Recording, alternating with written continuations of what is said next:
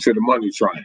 Do me a favor, family. Go ahead and jump on that money train and click that like button, click that subscribe button, and don't forget to click that little bell. That way you can get notifications from whenever I drop a video.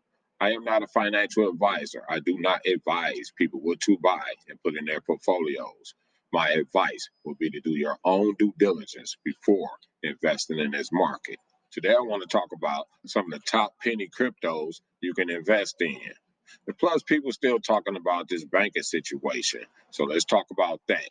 If you're new to this channel, my motto is let's get to the money. So let's get to the money. But before we do that, I would like to invite everyone to follow me on Twitter at Money Train Pod. That's Twitter at Money Train Pod. And I actually got up to 16 followers on Twitter. So salute to my Twitter followers. Like I said, I'm building my Twitter channel up, my Twitter page up organically. Also salute to my returning viewers. I salute you. Let's get to it. Top 5 penny cryptos with 10 times growth potential. You know, I like to show some other things people may find some interest in. I'm not encouraging people to go buy these assets. I'm not a financial advisor. This channel is for entertainment purposes only, sharing information with people that's interested in the crypto world. So yeah, Digital. I came across Digital a couple of times. Digital is a decentralized play-to-earn cryptocurrency that operates within its metaverse known as the Swamp. So you got Digital, Medicaid, and there go my XLM.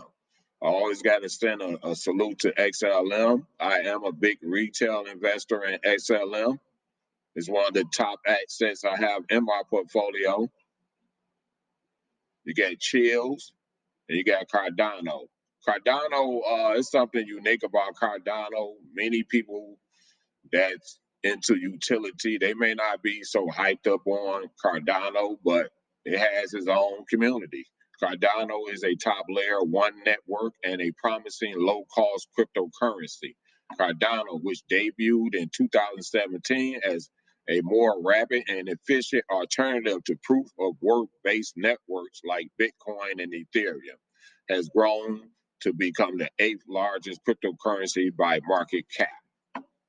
You got Cardano on that list, but you know, always got to go with Algorand.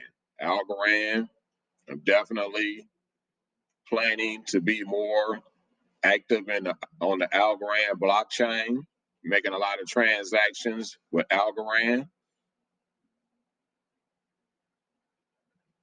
As you can see, Algorand's network activity from a DeFi standpoint, Algorand's network activity has been strong despite the decline in coin price. We can see from DeFi data that total value locked on chain, or TVL, has been steadily growing on Algorand despite crypto winter. You can see this chart right there.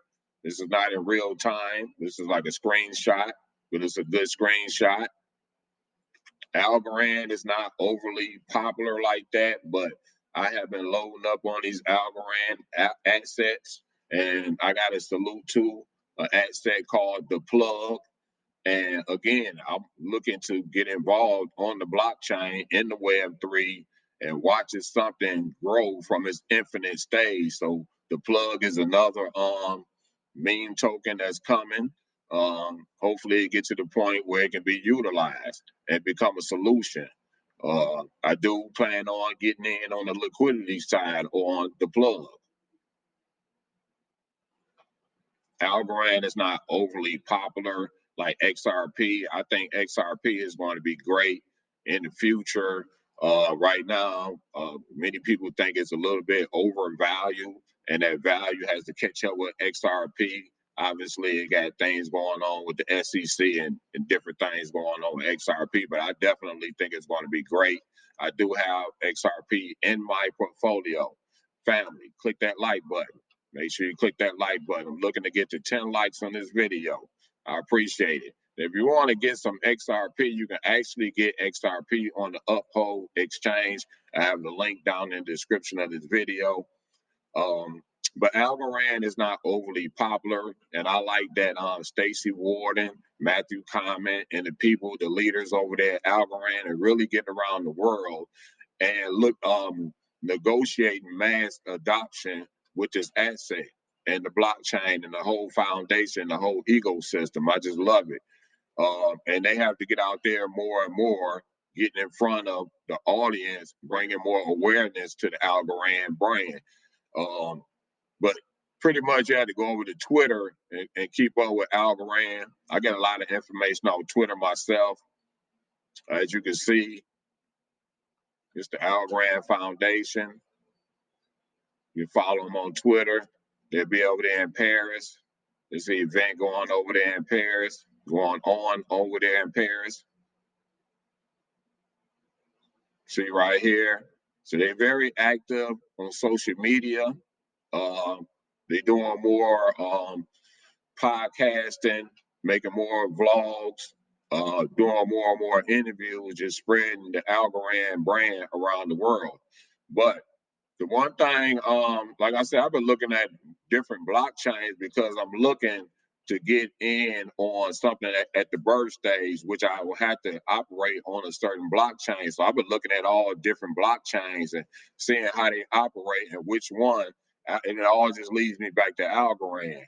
Uh, this is on Twitter, and this from XRP Well, and this is from their perspective. But it says Luna is dead, Solana doesn't work, ADA is useless, Bitcoin is slow, and Ethereum is expensive. To answer to all problems is XRP.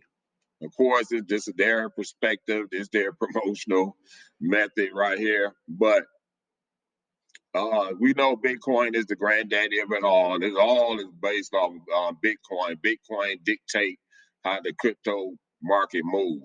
Ethereum is expensive, but it's the king of the blockchains. You know, but that's their perspective. But it all leads me back to Algorand. But the biggest thing is people talking about is this banking situation. Now, for me personally, I never really trusted banks. I felt like I was always paying them some type of fees. There's been some situations where I was actually struggling financially, and I wasn't even trying to do an overdraft, and somehow my bank account got overdrafted, so I'm paying these overdraft fees. So it's always some type of fee I'm paying, and then we think we got control of our money, but we really don't have control of our money if we put it in the bank. They can freeze your assets in the bank. If you owe certain industries or some entity, they can actually go on your bank account and actually take that money out of there anytime they feel like it with no excuses. When they take that money out of your bank account, they don't care if your rent is due. They don't care if your light bill is due. They don't care if you got any food or anything. They just go in there and take it out of there. It was one time I actually owed some money. This was some years ago. I owed some money to an entity, and I had just put $500 in the bank. I go back to check my bank account, the money is gone. So it prompted me to go to the bank. What happened to my money? And they told me this entity just went in there and actually took my money out of there, which stopped me from actually using banks. I didn't use banks for some years. I was using PayPal and these different methods, and I was making it, but I'm still paying them a whole bunch of fees and things of that nature. So when you look at this banking situation, it definitely can be a ripple effect. Because in my opinion, a lot of this stuff is set up like a balloon effect. It's like somewhat of a Ponzi, if you want to call it that, or a pyramid scheme, however you want to call it. But a lot of this stuff is based around balloons. Balloons. It's based around balloons. What trends? What can blow up into a balloon? You got legitimate balloons and you got fraudulent balloons. I worked on a couple of jobs where these companies get these government contracts. So I worked on these jobs, which they got to follow the government policies, even though you had to do that anyway. But it's other policies you had to deal with when you're dealing with government contracts. And it's fraudulent stuff all through that. I mean, people have lived a career of fraudulent stuff, and it's no different in the crypto market, and banks the same way, they can go in there and freeze your money. And a lot of this is about what you don't know. It's about what you don't know, because they got everybody, most of the general public sold on commercialism, mainstream media, which causes people to panic. Used to be go to the bank, you put a lot of money in the bank, you can get a nice interest rate in your savings account. I was talking to my sister just the other day. She told me our interest rate is so low. It's like, why are you even giving me that? So we put all our money in these banks, and you want to throw us pennies for us having our money in the savings accounts, which allows you to go build up portfolios. It's not the banking system itself, it's just the people that's running the banking system. So you have all these corporate people that can go buy lobbyists, which go can control the regulators. And you got to look at all this fraudulent stuff that goes on. Here's a story right here. Police take down chip mixer. Service tied to stolen crypto from XTX, Axie Infinite hacks. These people stole up to $3 billion worth of cryptocurrency between 2017 and the present day. And they get these teams that go out there and try to recover all this money, but they only recovered 46 million. They never recover all the money. You got to think, where's all this money being created from?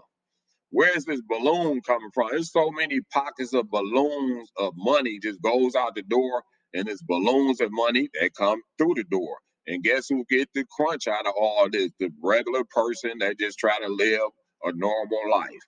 They get the biggest crunch out of all of this. And usually these people run these banks corruptly. They may get a severance check, so they just get fired, And a lot of these people, they have inside information. They know when a company is going to blow up, so they go invest in all the stocks. They know when the company's going to go down, so they go sell all the stocks. We, as retail investors, pay attention to charts. They talk to each other. They all know each other, So, but us as retail investors, us as vloggers and bloggers, we see how this stuff works. And that's why we get on here and try to tell everybody to stay calm stuff, That's why you had someone like Biden came immediately on the TV trying to keep everybody calm. Because once they start taking their stocks out of those banks and those companies, it's going to cause it to collapse. I personally don't own any stocks in any banks or anything like that, but and it's all risky behavior. And family, don't forget to click that like button. If you're new to this channel, click the subscribe button. I'm trying to push this channel to 100 subscribers. Appreciate it. But you take your stocks out of there, everything collapses. That's just America. If people start panicking, start selling off their stocks, it makes the economy crash down. It makes everything crash downward. People with money, people with reserve, they see things crash down, they come and buy it up. It's the same thing with these banks. That banks crash down, they not gonna call it a bailout. They're gonna give it some other type of label. These people gonna come in, get those banks back right. Things, little payments and fees, all that stuff gonna go up, because these people who's coming to bail out these banks, which they're not going to call it a bailout since it's not coming from the government. Since it's not coming from the government, they want to get paid. Why am I investing and saving this bank and I'm not going to make anything out of it in the long term? They want people to panic, thinking in short term, keep you on commercialized stuff, spending money in the short term on stuff that depreciate over time. This is just the stuff they don't want people to know. You got to understand how all this stuff operates. And people like us, which is really small time retail investor compared to the conglomerates around the world, we see how to work through all of this and just be pouncing why it's on a downturn like this. So